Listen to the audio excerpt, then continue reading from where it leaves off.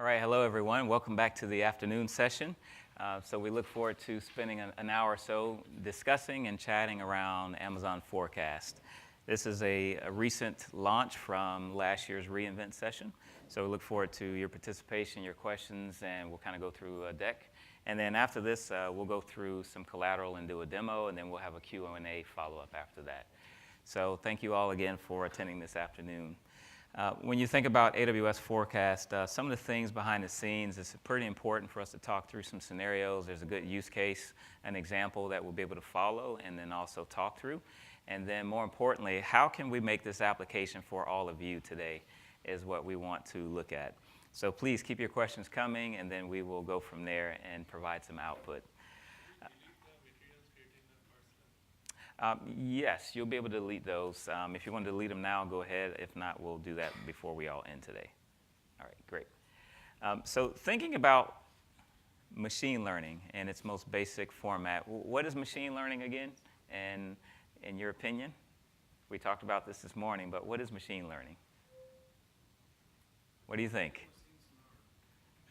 Making the machine smart. Okay, I like that. What else? Say that one more time. Okay, so taking tools, getting answers, providing outputs, and one more.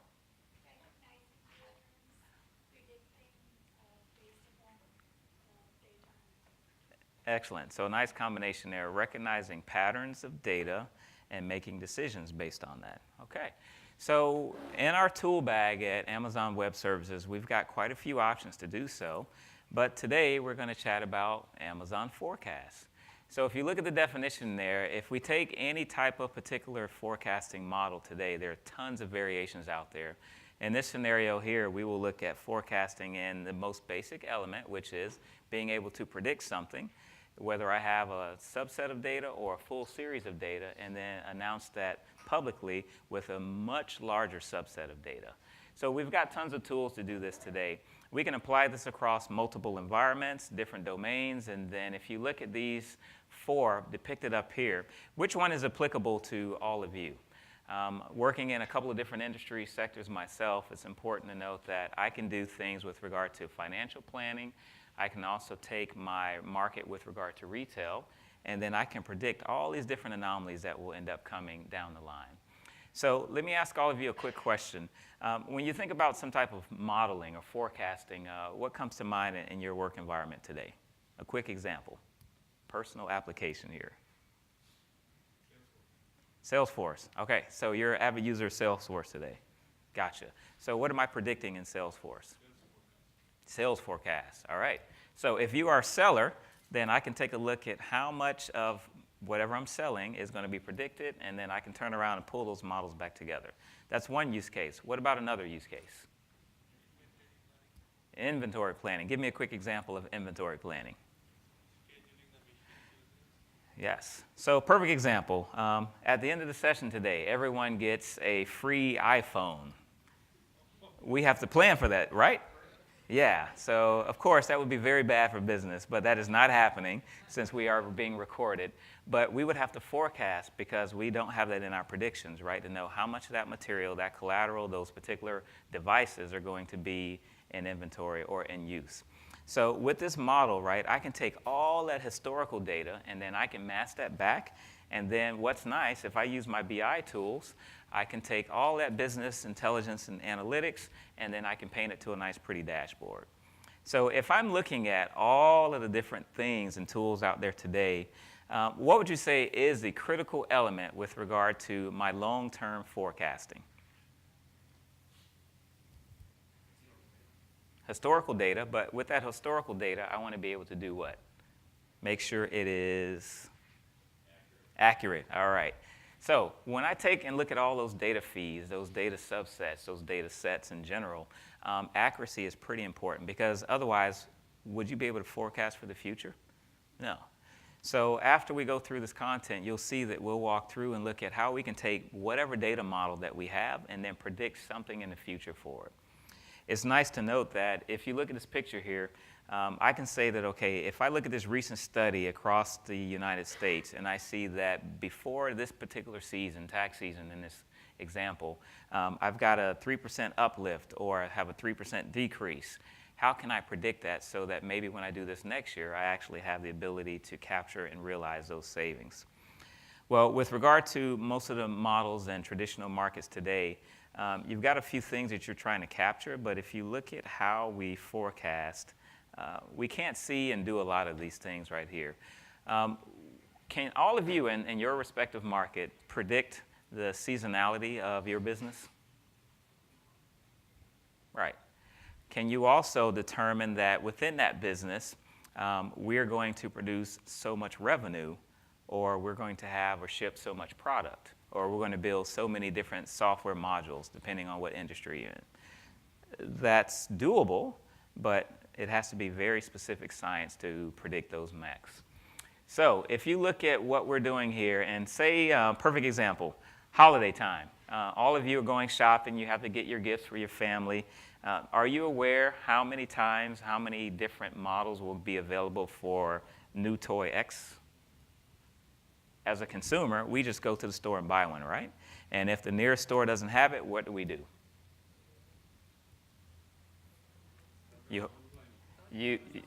Thank you for saying that. You go to Amazon.com. That is being recorded, everyone.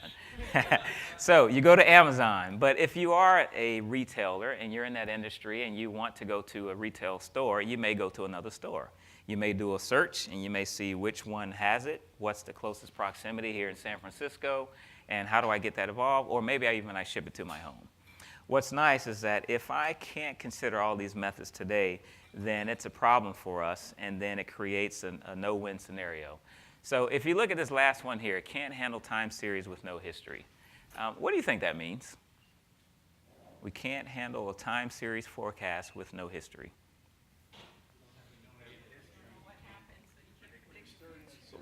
Exactly. So if you didn't know what the weather was in San Francisco yesterday, how can you know what it potentially was a week ago, or how can you predict what it could be tomorrow? Make sense? Yeah, good. We're going to come back to that. Hold that thought. Say that again, sir.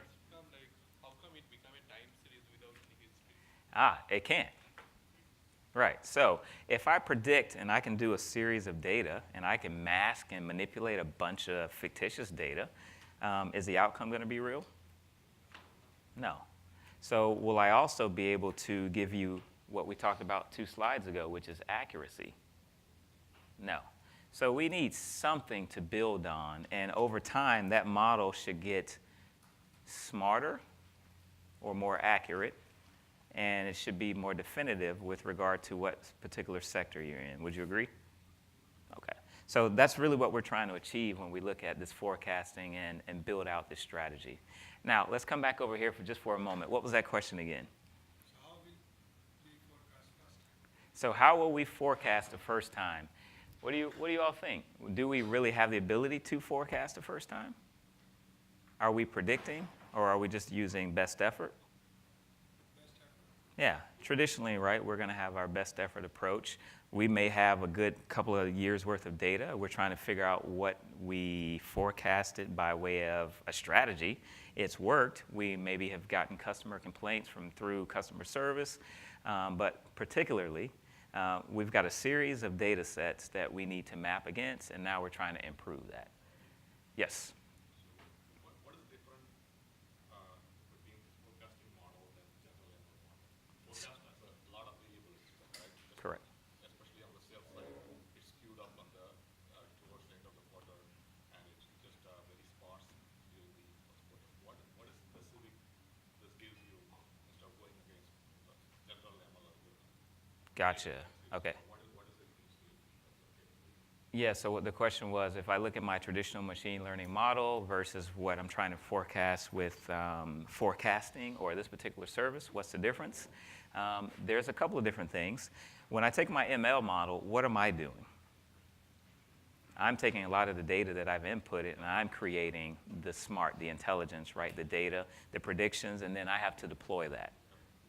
Now, if I look at a forecast, this could have already been done in, say, for instance, Excel. Maybe it's been done in some other tool where we're doing some basic calculations to come up with an output. That's another format. But with regard to AWS Forecast, we want to give you the easy button and do that for you. So I've got a subset, or maybe I have series of data sets in the irrespective market you're referring to. Those series of data, now I have the way to import that into a service, into our tool, AWS or Amazon Forecast, and now I can do that auto ML feature, or I can take a specific algorithm and do that for you. So you can still pick the algorithm as well as Correct. Yeah. So the easy button for you is, okay, take a series and say, okay, allow me to do auto ML. And then we will, behind the scenes with our algorithms, go and make their best decision. Or we can turn that feature off and do something custom, and then you pick it yourself. So the flexibility is there for you at this point in time. It's just a matter of which one's going to be best for your series of data. So if you pick a model, what model do you support at this time? Yeah, we're going to get to that. So the different models that we support will be in a few slides, but we've got quite a few. What's nice is that the platform is going to evolve rather quickly, and we're adding additional algorithms and support for more frameworks so that you'll be able to take dynamic. You allow a model, then it's not tuned to that model. What are you doing in terms of future engineering as well as normalizing the data sets? Is it all standardized, or when you pick a generic model or example model, I don't know what model you support. So the specific question is what? What is, if you select a model, I know that you have a AutoML is there, is specifically tuned for certain things, correct? But if I specifically pick a model, what are the pre-processing framework Yep. you are providing? Because otherwise I can do directly in Python. What does this gives us? Oh, I follow you. Okay. So Framework, like lot of that, main one is feature engineering and feature selection, all those kind of stuff, correct? yes. Normalization. Sure. So the question, if you think about it, is which models do I support? Which models can I build on? And which models are going to be a little different than what I already have today? So a perfect example, right? You could be using exponential time series where I come in, I've got a bulk amount of data. I've got, say, 50 columns and thousands of rows of data. I want to be able to go in and pick that specific subset. I could be doing deep AR, which is going to be a subset, again, right, of what we already offer in our platform today. What you'll find in SageMaker, and I believe you've used SageMaker before, right? Yeah. So take what you see in SageMaker. A lot of those algorithms are going to end up getting ported over so that you can use both platforms as well. So it's pretty cool, but we still, again, right, this is still a service that has just been recently announced, and we're going to be adding a lot more of those algorithms and frameworks. If you do a SageMaker is a custom, correct? Build everything from custom. Correct. So do you have plugins, like a pre-processing plugin? I'm unable to understand what is this module service gives you if you're doing. Yeah, we're going to show you that in the workshop this afternoon so you can actually see it firsthand. Yeah. Because ideally, right, when you take SageMaker, and if you're not familiar with SageMaker, right, we had machine learning 3-4 years ago, and this is where you take your own Python, you build your own algorithm, you take your notebooks, your libraries, you build it together, you own it. We introduced SageMaker, which now gives me the ability to say, okay, Amazon, could you do a lot of the heavy lifting for me? You manage it. I can stand up a Jupyter notebook, and then I turn around and put my data in there, and then you pre-process it, and then build that model, and then I can deploy it. So now with forecasting, we're doing that same thing, but now all you're doing is just uploading a file, processing it, and then we give you the output, which has gotten a lot easier now. I think the question was slightly different. The question was there are a lot of features that are provided, Correct. which you have control of, and you're trying to do more than it on your own. Two data points we just provided was one is dimension reduction, Mm-hmm. another was the initially was talking about which algorithm to use. So will I have the option? Obviously, I will treat this as a black box. I keep the same as a black box. Whatever we do on the line, however we create it, the output will be visible. You can cross-check it using SageMaker and running your own algorithm. But the idea is this is Yeah, and we're going to get to that again. I don't want to give away the ingredients, but I'm actually going to show you that after this session. So you don't want it to be a black box, but it can be if you desire. It also can partner with SageMaker. You also can take and create your own API and do things through your CLI, which is going to be probably a preferred deployment mechanism for all of you, especially if you're comfortable with the CLI.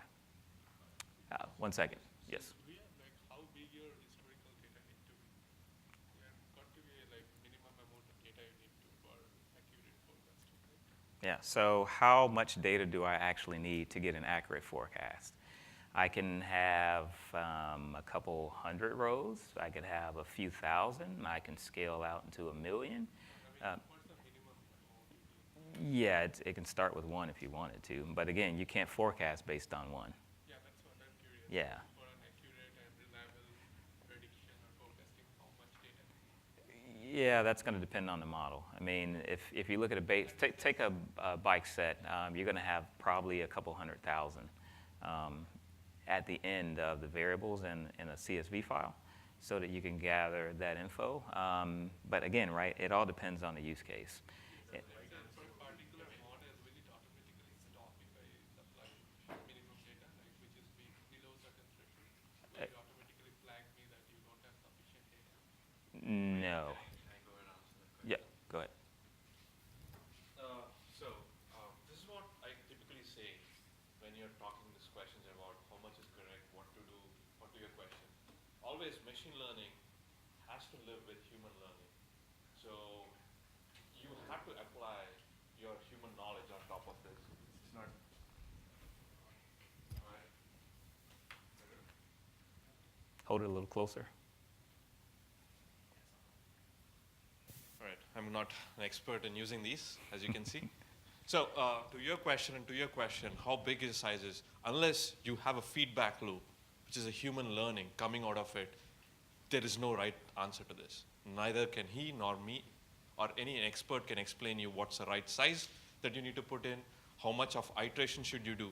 It's only when you do a forecast, you match it with the real facts, is when you know how good you were with your own forecast. And believe it or not, be it the trends that you see, the seasonal trends, or the size, doesn't matter. So what customers do is they constantly feed different sizes of data. Is it 1 month enough?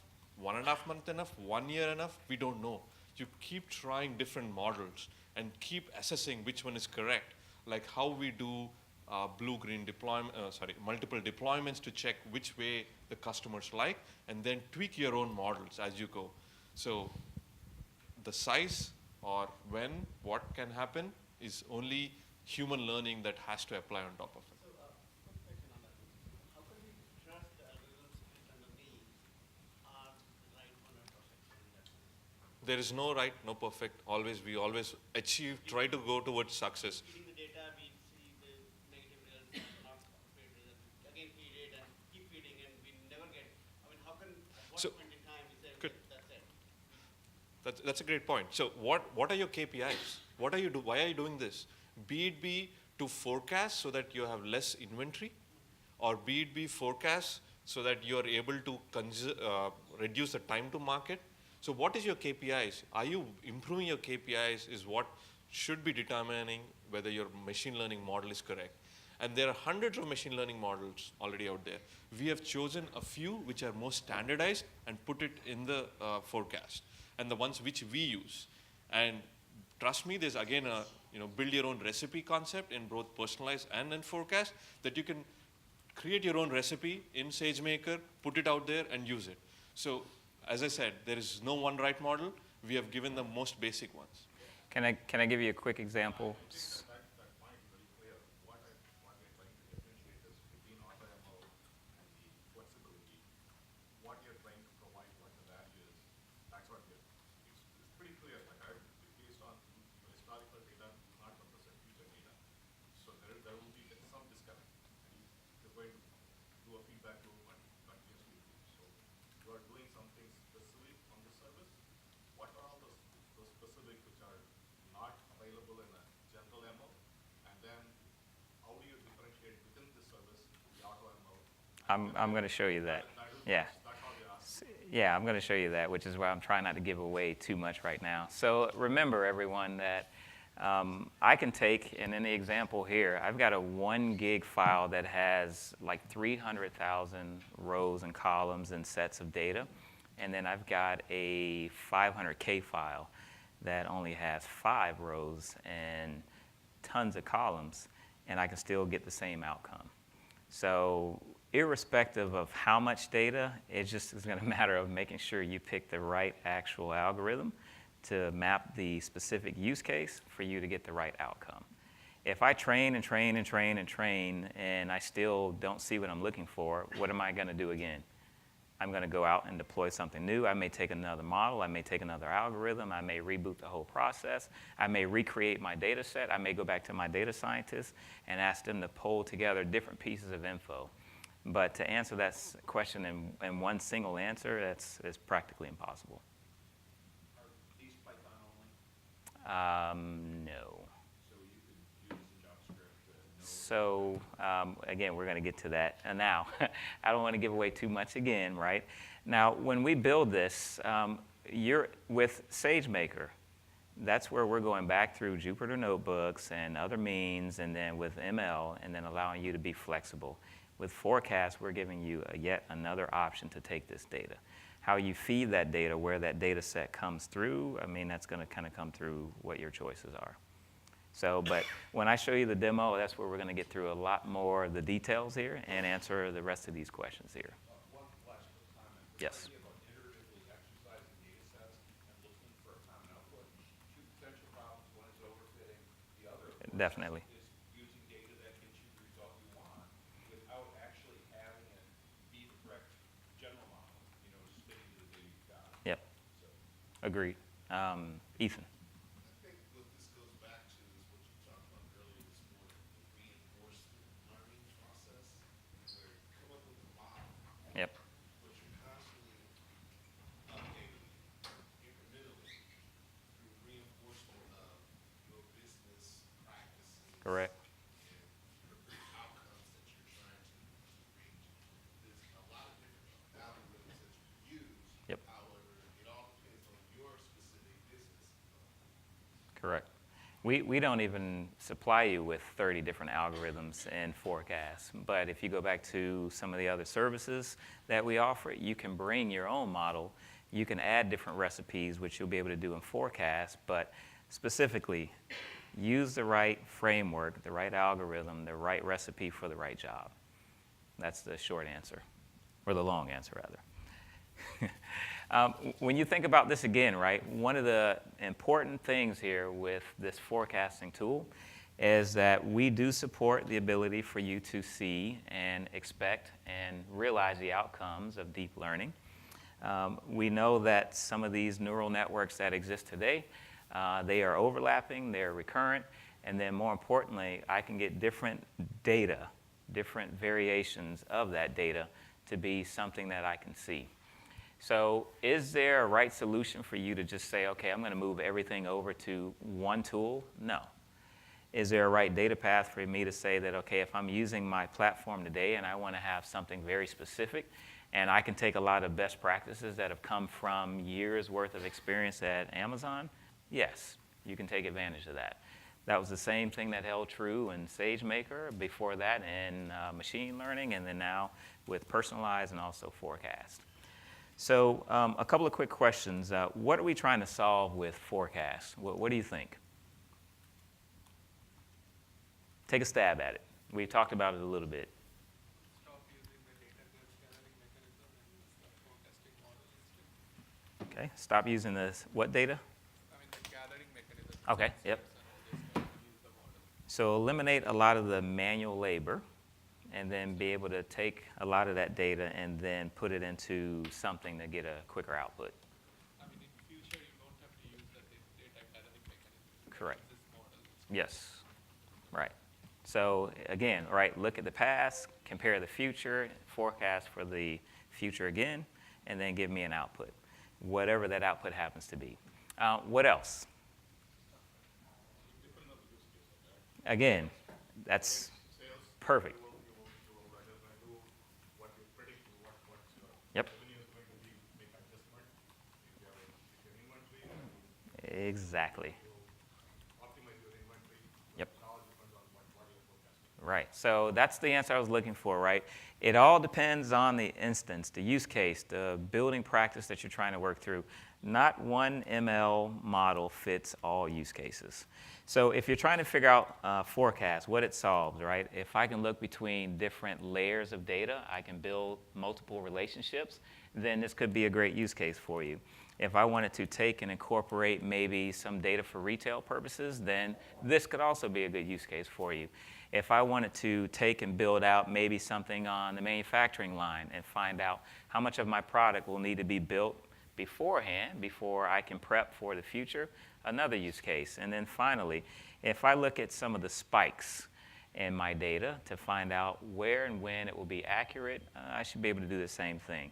So that's what I've favorably found going through forecasts and kind of building some models out, that if I look at client 1, client 10, client 12, and I see that they have a historical pattern of doing so much volume on this day, but I have a big tail or drop-off then, I should be able to see that. I should be able to graph that.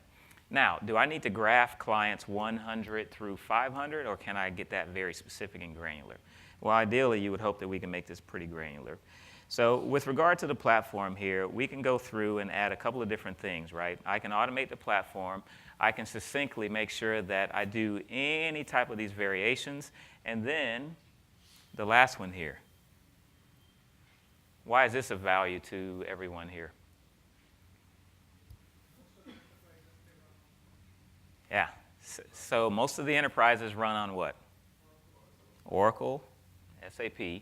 So if we can partner with, if we can also export that data and then make it usable for them, then what's the value prop? Exactly. I don't have to have 20 tools to do this job, which again is a big value.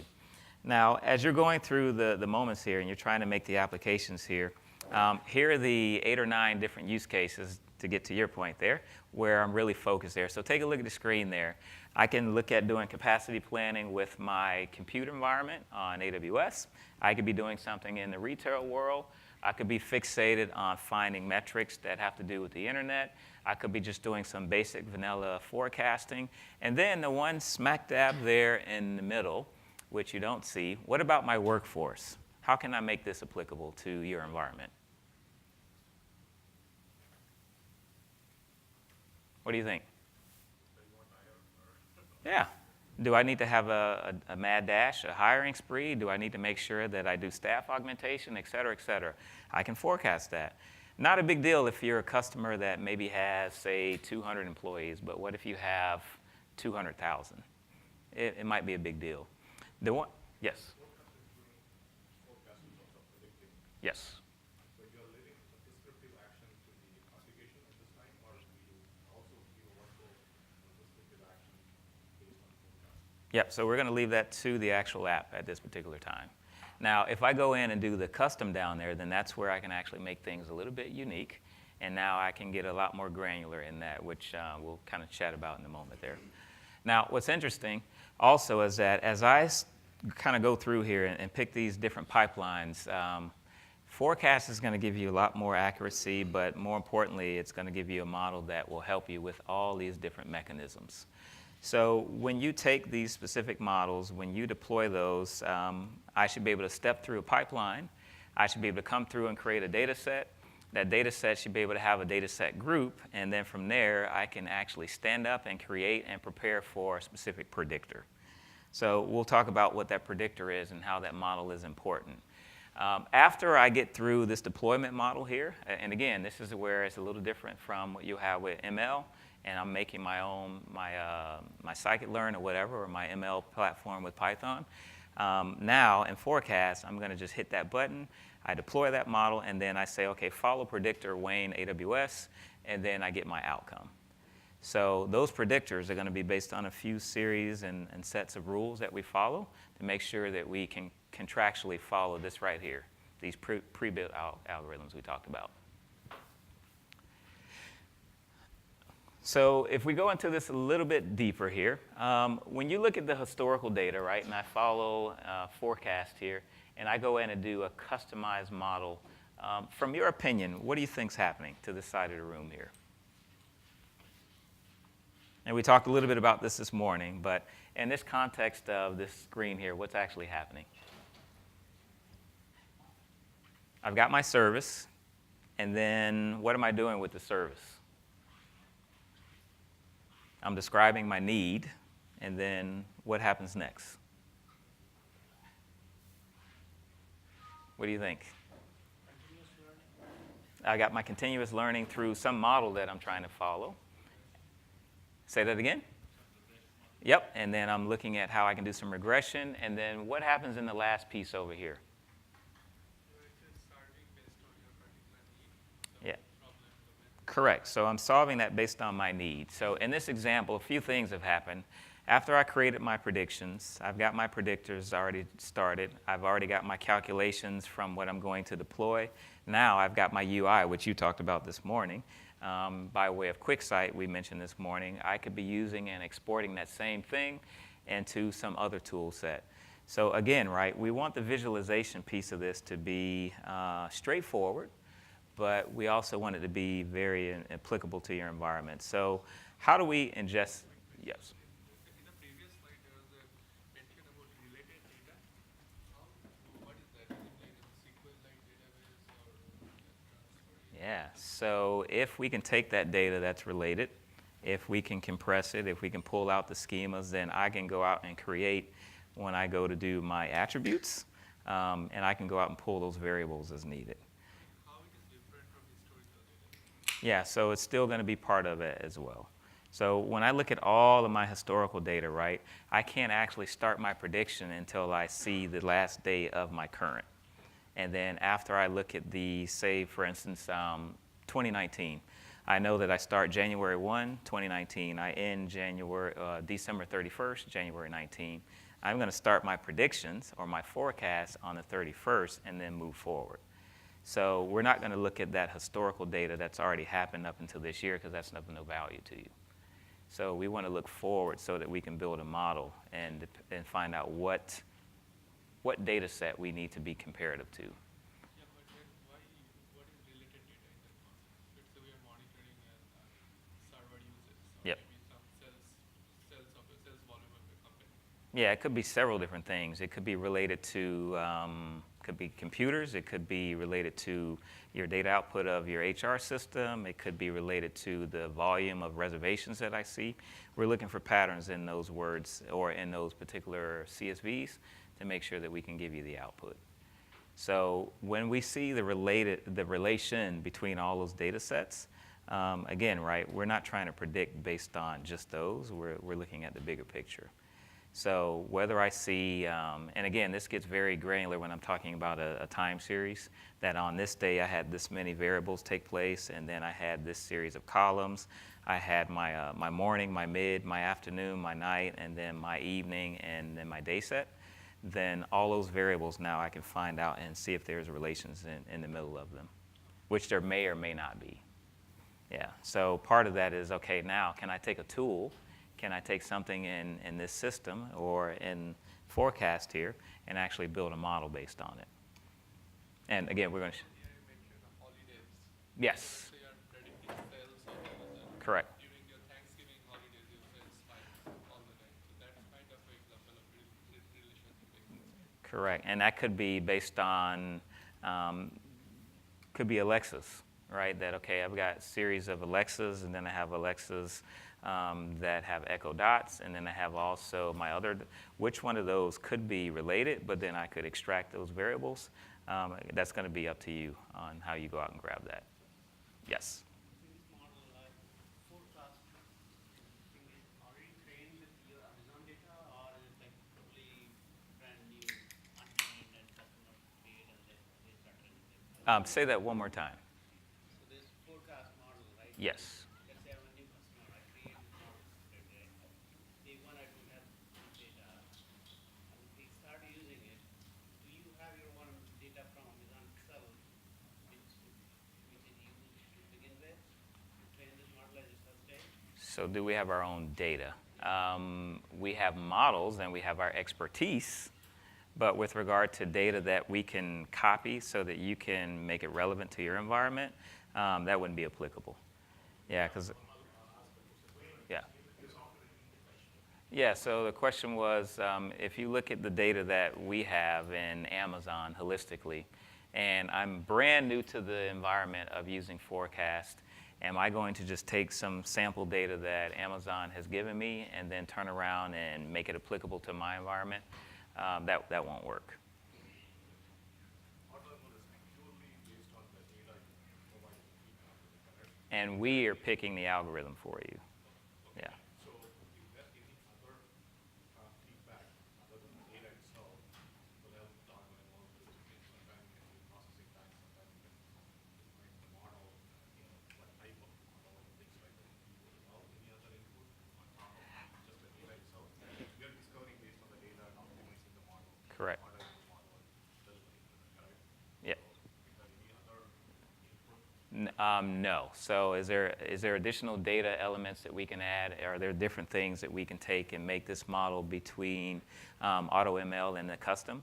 Can we take that environment and make it more succinct, add other variables to add other features, or remove features to come out with a different outcome?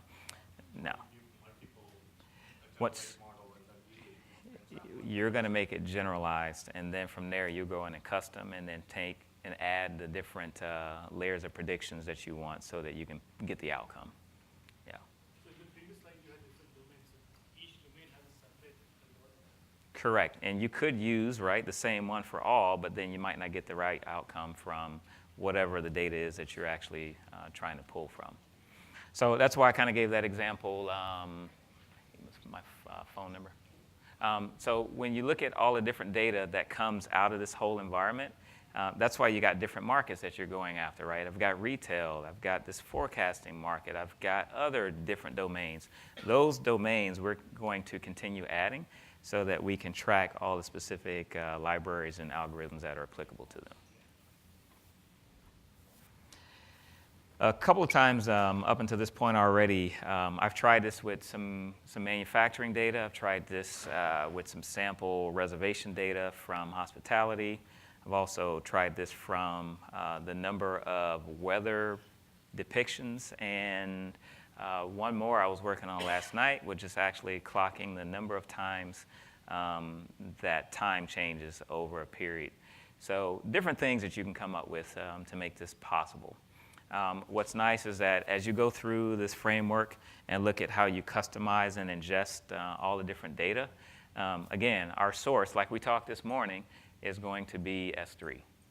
So we'll take that data, we'll take whatever format we ingest, and then pop it into S3. We'll allow S3 to now be copied and moved over, and then from there we make the forecast, or you specifically pick whatever predefined algorithm that you see is best. Now, Algorithm a dynamic process. Let's say I am having a time series data and I am using AWS for 2 years. yes. Will it automatically change if something changes in my data set? So do I have to change my algorithm that I'm using if my data set changes? You don't have to. But again, in this model, in this world of using machine learning, the best thing to do is try. Keep trying, keep using, keep testing different models. But 9 out of 10 times, you're going to stay with the same one because it's already been working. You only get better with your ML models as you begin to tweak, and then you regress, and then you deploy, and then you turn around and make new adjustments. So is that what AWS will do for us, like AutoML? Yes. So again, right, is that what AWS is going to do for us with AutoML? Again, right, I've got these 9 different options in here that I'm picking and choosing from. I might not be a machine learning expert. I may have never read things around MXNet. I might not know specifically how and what I should be looking for in a specific augmented environment. So what do? Well, you let Amazon do it. So that's what the AutoML feature will allow you to do. Same thing that it helps you with in some of the other services, but we've designed it to make it a little easier for you in this environment today. So now, as your expertise increases, then we get very specific and say, okay, yeah, I've got data that's broken down into a format that has to do with all sequential timing. Then I know that I should be using exponential time series. I may be coming back and say that, you know what, I need to look at doing some neural network stuff. I probably need to go with this option over here. So a couple of different ways to do this, but AutoML is great. I can turn around and say that how many new predictors I want to enable. So if I'm not sure how I want to forecast, then you can let us do it and say, okay, I want to go out and forecast this 2 times. I want to do an auto forecasting to where it populates, pre-populates continually up to a number of times. You've got some options there. And again, right, the platform is just going to increase and get a lot better from there. Now, as you talk and listen, and we've kind of gone through predictors already, I don't have to use the UI. I can go strictly to the CLI. I can go straight to another Jupyter notebook, and then I can copy that in through my Python and then suck that data back in. I can go out and find these other data sources and do the same thing. It's going to come down to what's best in your environment. But what I like is that if you look, this is the actual UI here that I'll show you in a bit. It's pretty straightforward, right? That I've got my data set, I've got my dashboard. This dashboard looks pretty vanilla. But importantly, thinking about what you need out of this. Does it need to be in another UI because my data science team prefers to use product X? Can I take and export this into something else that you use because I'm all in on Amazon? Or specifically, can I keep just looking right through forecast here and then make my decisions here? So on the left side here, you've got everything that happens. I get to the service, I've got my data set. I need to make sure that I'm grouping all of my data together so that I can specifically follow and import the data as you see over here on the left. When I import this data, I've got my data set. I'm looking for, again, generic recommendations. After this, now I need to figure out, okay, after my data's been imported, it's in S3. Now, what's my data set, my set of instructions that I should be predicting and finalizing and following? With that said, then now, after I have all that data sucked in and in part put in S3, which we showed again earlier, then I can make a decision. And that's where the predictor section comes in. So we'll show you this shortly, but yes? So, how do you group this? I am probably. Say that one more time. How do you group these, The data sets. Group 1, group 2, what are these groups? Like, how do you make these groups? Yeah, so each one of these are different. When I go through and I say data set group 1, I'm giving it a name. I'm telling it that, okay, with this set, I want to have these sets of instructions. Then, but that's only for that one data set group. Now, within that data set group, I need to go and say, what is my actual data? My data could be masked. It could be one large cascading file. And then now I need to actually tell it how I want to have that data or the schema of that data to be realized. So, and that's just one. Then I can turn around and create another data set group and do the same thing over, but have different sets of data. So, and I'm going to show you this again. Data group is nothing to do with the clustering, which is Correct. Yes. So the data group doesn't have anything to do with the clustering. Okay. So now, as we visualize this, this is really what you're going to end up seeing here in a matter of minutes. That I've got my different levels, and I look at my forecast line, and then I find out, okay, based on how many different predictors I had, either predictor 1, 2, 3, 10, 50, whatever it is, now I got my outcome.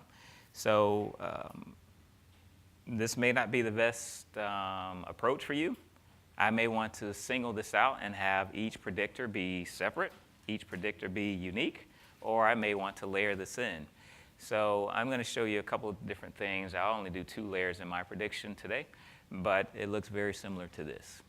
So as you look and think about what we've talked about up until this point, think about your environment, right? Maybe ML is still something that the team, the company is working on. You're quickly coming up to speed. You're trying to figure out the quickest approach for you to model some data so that the business can take advantage of it. Forecast is a nice way to do so.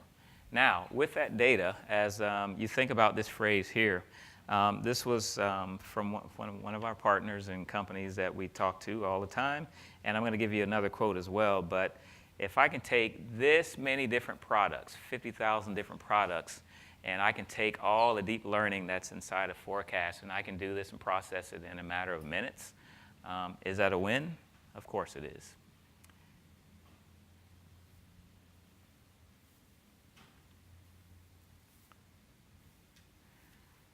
On the other hand, if you look at this particular example,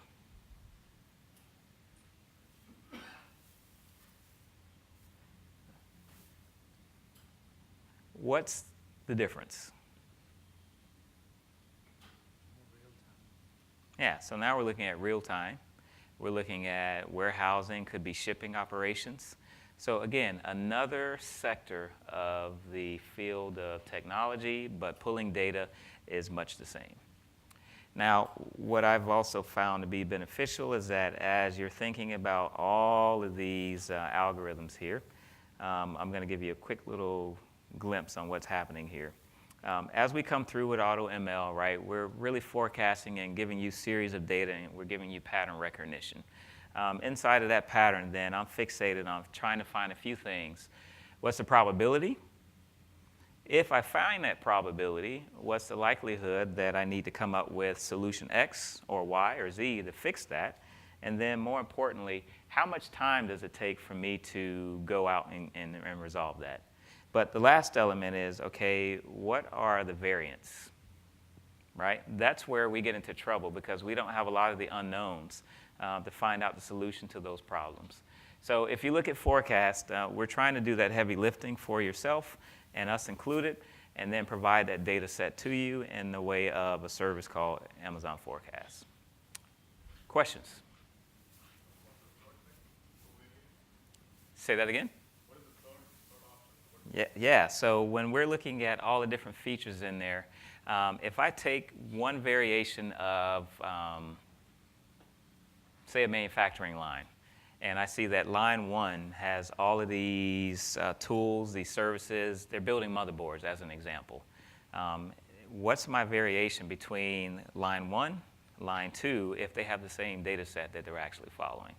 So when I look at doing more than one variation, and again, right, if you look at these tables here as line 1, line 2, line 3, 4, 5, and 6, can I collapse? Can I get the same iterations and variations out of them? Can I process those same models through different data sets and groups to come up with the same outcome, which in this case would look similar to this? So it's a segmenting the data set.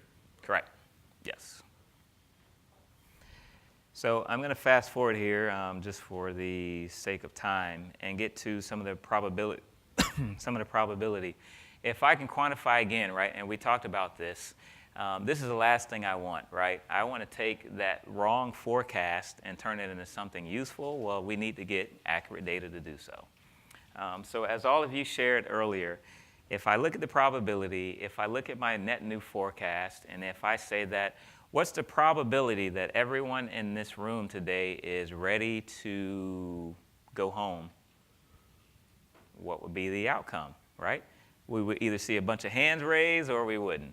So what's the likelihood that, okay, if no one raised their hand, but by way of everyone's facial expressions, we knew the outcome was that they were ready to go home, can we still get a good outcome? Yeah, but now we're talking about doing some predictions, and those are the variations that we refer to. So through this course, through this model, we're taking a lot of that data and making sure that we build out a nice little blueprint, or AKA a dashboard, so that you can see it.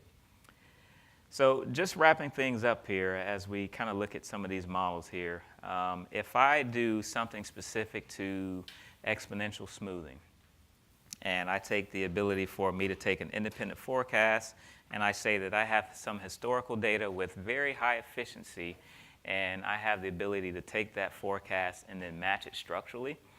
Could that be useful to you?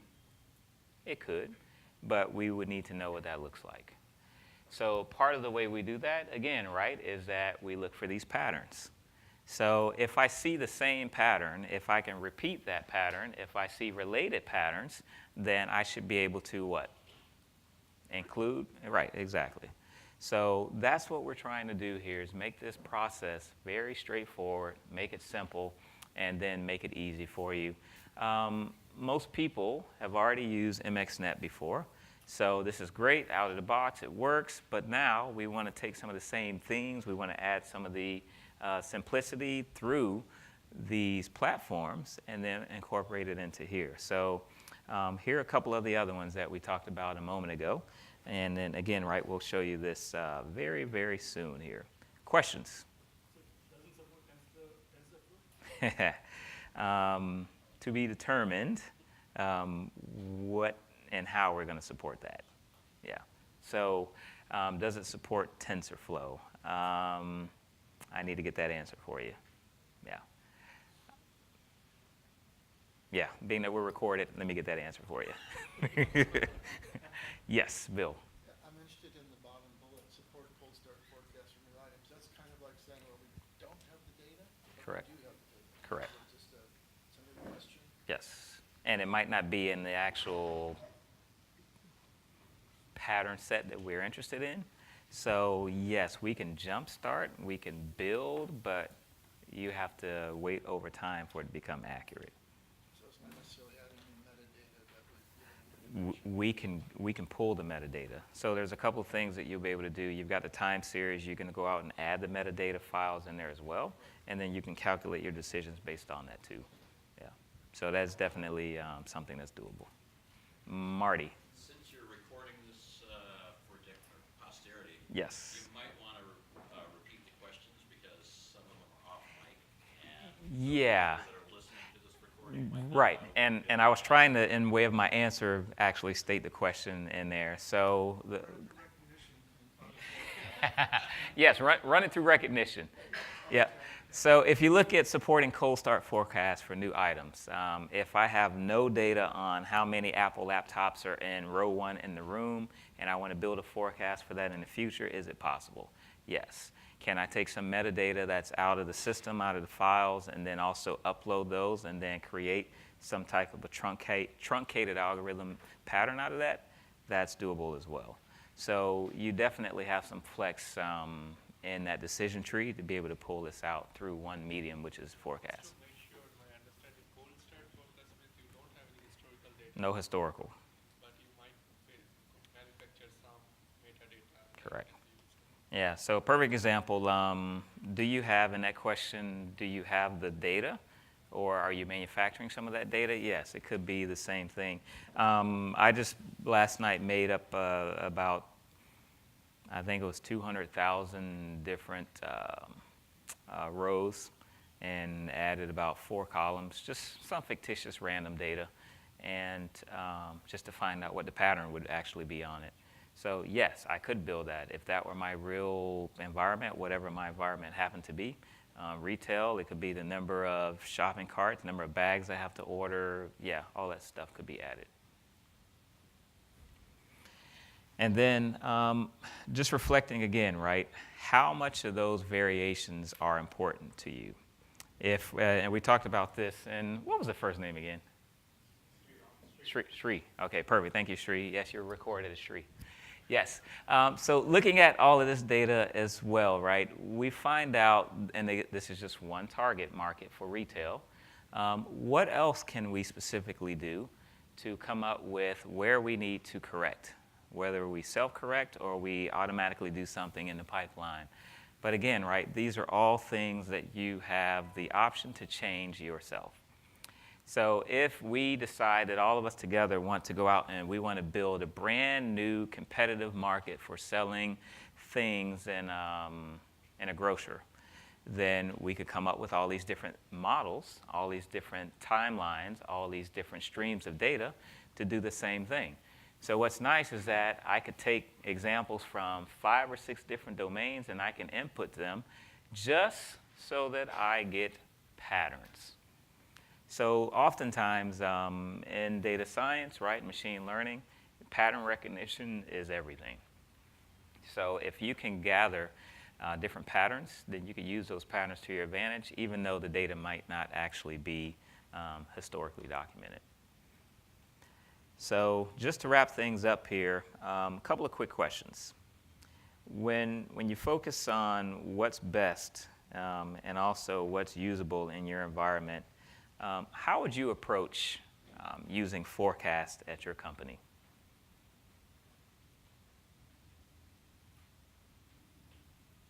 What would you do first? Okay, we go back to the historical data, yes?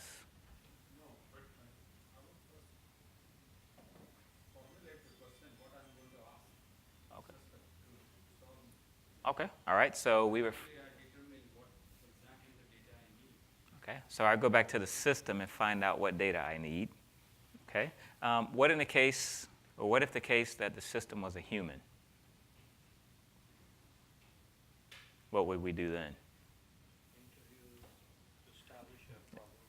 Okay, so we do interviews, establish a problem frame to find out what approach we need to take. And then where would we feed the data? Or where could we feed the data?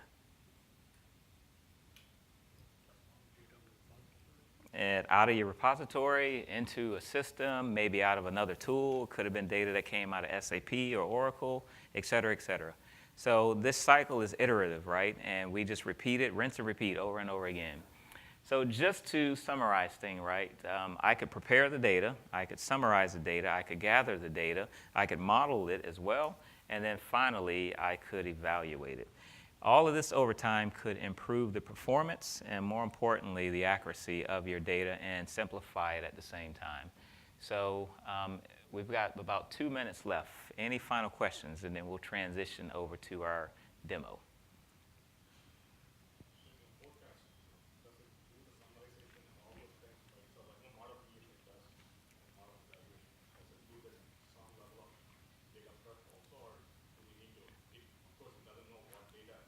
Sure. Yes, it does some level of formation of the data. Now, the more we can actually feed the schema and we get the actual top level columns and we have them labeled with the headers, then the easier and the better the outcome will be. Yeah, so that would be the one thing that in my struggles to find out and make sure that as you are building out this platform in your schemas, make sure that your headers are proper. And if you don't have headers, we can still give you the outcome, but then you want your data to be as accurate as possible. Excellent.